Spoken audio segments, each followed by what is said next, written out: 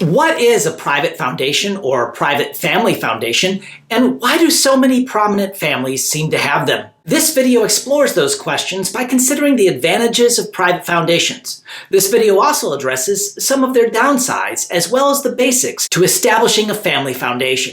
A private foundation is a type of Section 501c3 charitable organization that is typically established by an individual, family, or corporation to support charitable activities. For example, Coca-Cola funds the Coca-Cola Foundation. Family foundation is not a legal term, but indicates a private foundation funded by members of a single family, like the David and Lucille Packard Foundation. Private foundations are distinct from public charities, the other type of 501c3 organization. Public charities are supported by the broader public or by government grants. The donors who found a private foundation can control its mission and governance for generations, potentially establishing a perpetual legacy of family involvement in supporting specific causes. Private foundations hold nearly $800 billion in U.S. assets. Private foundations include some large and familiar-sounding foundations, such as the Bill and Melinda Gates Foundation, the Ford Foundation, the Getty Foundation, the W.K. Kellogg Foundation, and the Lilly Endowment. Yet there are also many smaller private foundations. In fact, 98% of private foundations in the U.S. have less than $50 million in assets, while 67% have less than $1 million in assets. Together, these foundations give billions of dollars each year to support charitable causes throughout the world. The IRS recognizes two types of private foundations. The first and most common is the private non-operating foundation. Private non-operating foundations make distributions to other 501c3 organizations, but do not operate their own charitable activities. Private non-operating foundations must pay out 5% of their assets annually in charitable distributions. Private operating foundations, on the other hand, actively conduct their own charitable activities and may, to the public,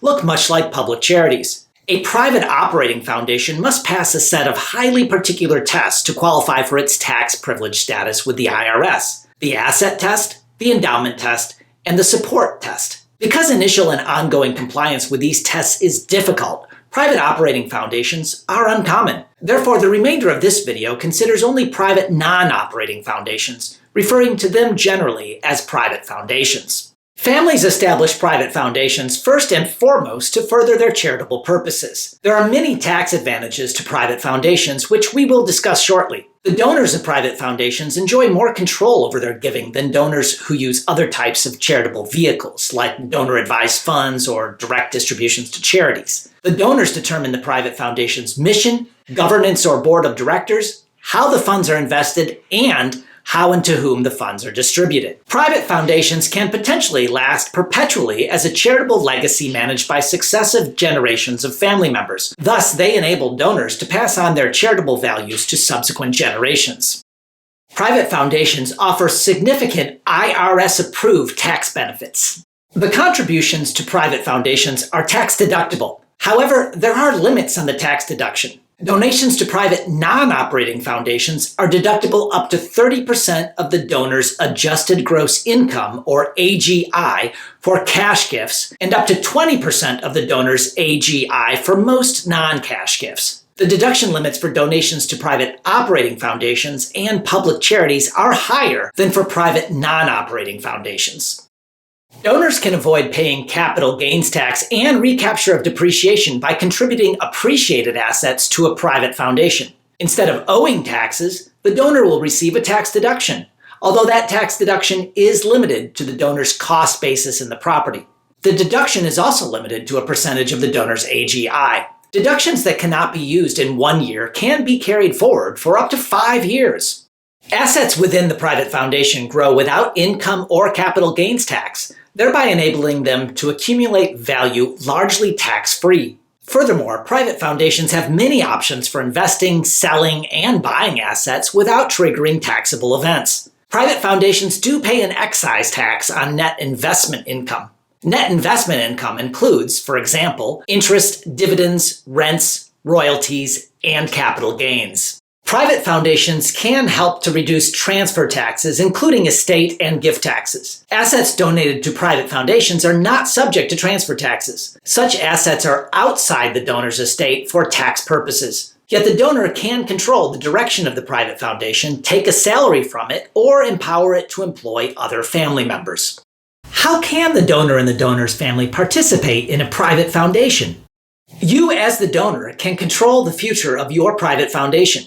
For example, you can make yourself a permanent member of the board to ensure that nobody can remove you. Note that you will have a fiduciary duty to act for the good of the foundation and not for your own good as a board member.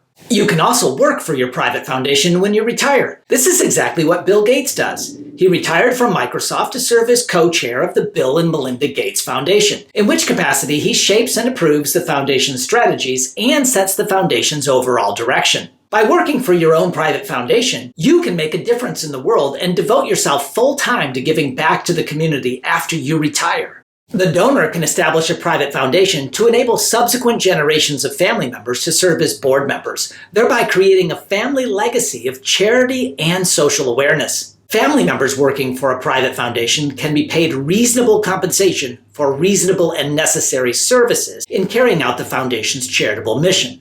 The IRS will scrutinize these arrangements to be sure the compensation is reasonable and the services are reasonable and necessary. If family members are paid, their compensation is taxable and must be reported on a W-2 or a 1099.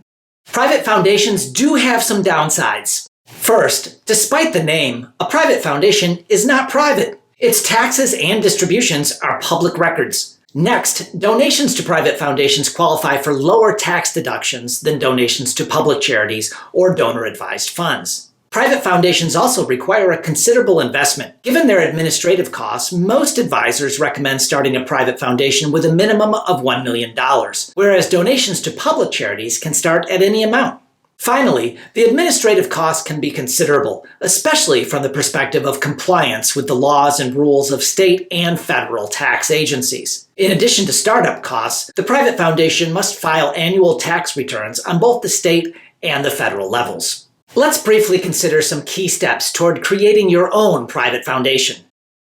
First, you must decide the charitable purpose of your private foundation. Then you must set up your business entity with the state. The requirements for nonprofit or tax-exempt entities, including the number of directors you need, vary from state to state. But you cannot have a federal tax-exempt entity without first establishing a state entity.